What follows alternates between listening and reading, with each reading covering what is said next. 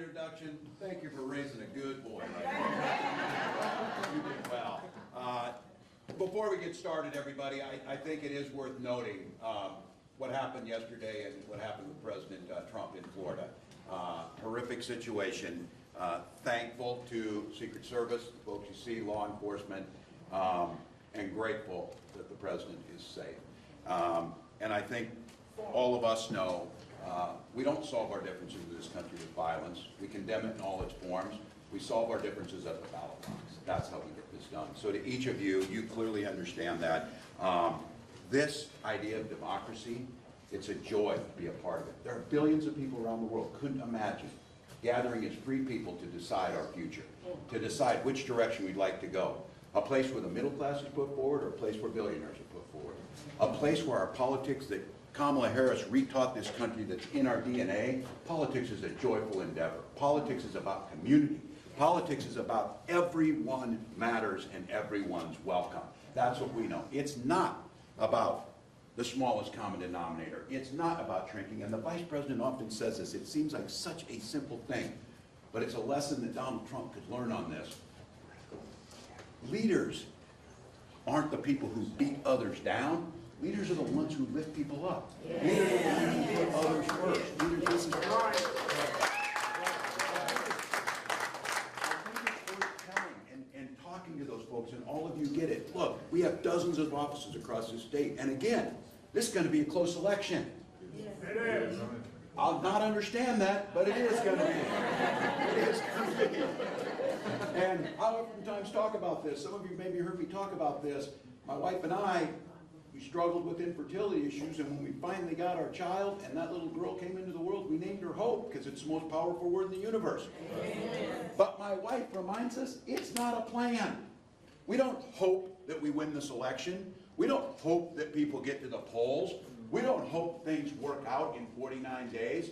We plan to make it happen the way we want to. That's right. We prepare. And that's where all of you are at. This is not going to be won in a Twitter fight. It's going to be by neighbors calling up neighbors on the phone. Look, all of us sit in these places. Me, this is what I first started. I'm 41 years old, minding my own business.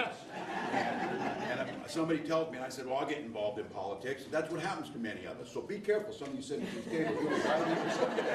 That's how it works. But it's about neighbors getting engaged. It's not about planning your whole life to be there. It's about working together, and each of us have a role in that. And when you sit at that and call your neighbor, they listen to you. We can run a lot of expensive ads, which we need to do, but it's going to be neighbor to neighbor, door knock to door knock. Yes. Trying to tell somebody, having that hard conversation. When they tell you, well, I don't know, I like his policies. Which one? Tax cuts for billionaires? Is that the one you like? Or do you like the one that women die because they can't get health care, which they should be able to get if they need reproductive care? Is that the one you like? Right.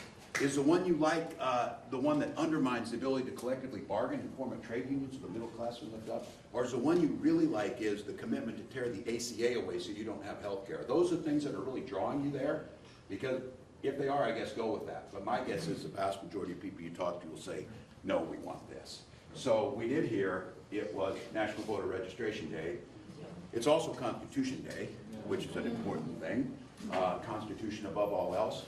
And we've got a choice here, and you saw it. You saw in that debate a leader with the poise, with the dignity, with the vision, with the compassion, with the clarity, and with a lifetime of service to others, not herself, in Kamala Harris.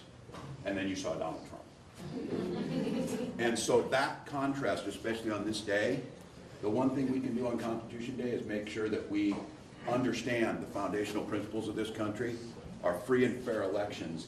As I said this, whether it's the teams I coached or the kids I had in school, our young people understand that when you're in a contest and you lose, you go across and shake the hand, and then you're hopeful for the other person. That's a very foundational principle. So for all of you, I think one of the things is, we know, is going to be a close race. It's going to come down to a few states. Georgia's probably at the center of that. It's a big piece of it. That's a privilege. That is a privilege that you have, because you are the people in this room that could very likely make a difference in putting Kamala Harris as Madam President. And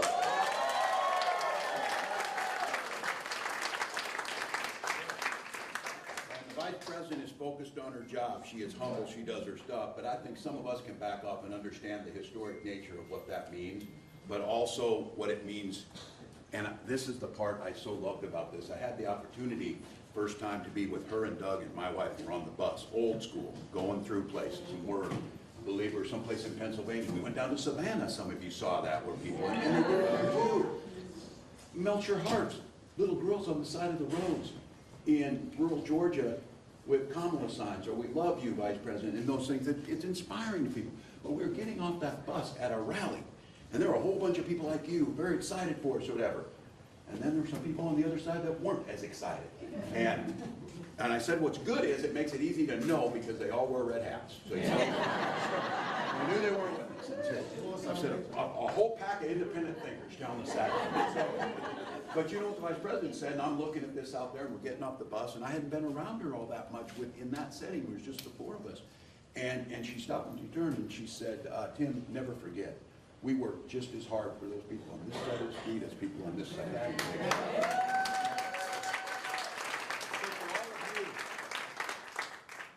Winning an election is a means to an end. It's incredibly important. The end is a more inclusive and fair society where everybody belongs.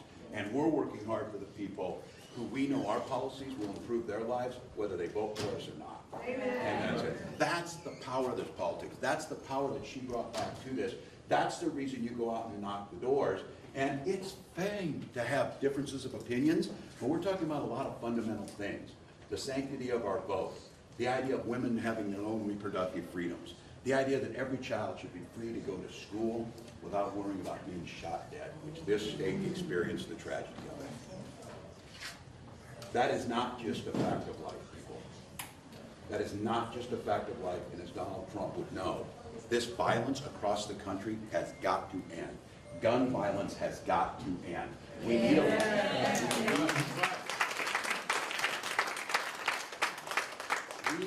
leader who's willing to take that on in every way. So I'm here on behalf of Vice President Harris to say thank you.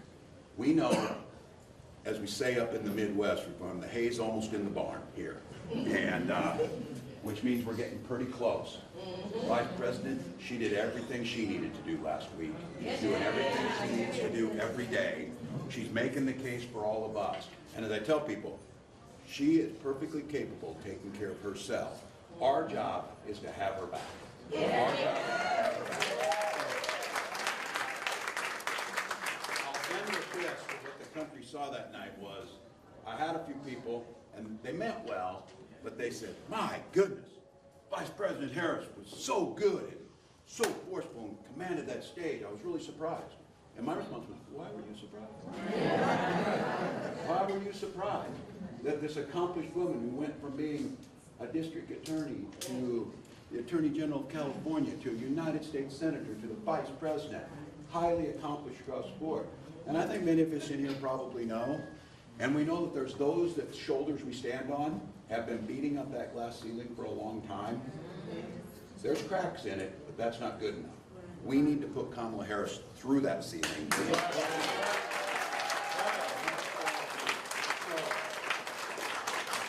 Tell your friends, iwillvote.com is the place where you go to get voter registration day. We need to see massive numbers. We've got young people who are re-engaged. I see them in here who they believe in this system. They believe in something better. They can be, politics can be about differences of ideas, but we can still see ourselves as all Americans. She has brought that to us. I ask all of you, let's finish this thing. Let's bring this thing done. I keep telling people, and some, like this guy, are taking it seriously. 49 days is simple. Sleep when you're dead. Finish this thing. All gas, no break for 40 minutes. Let's go get them.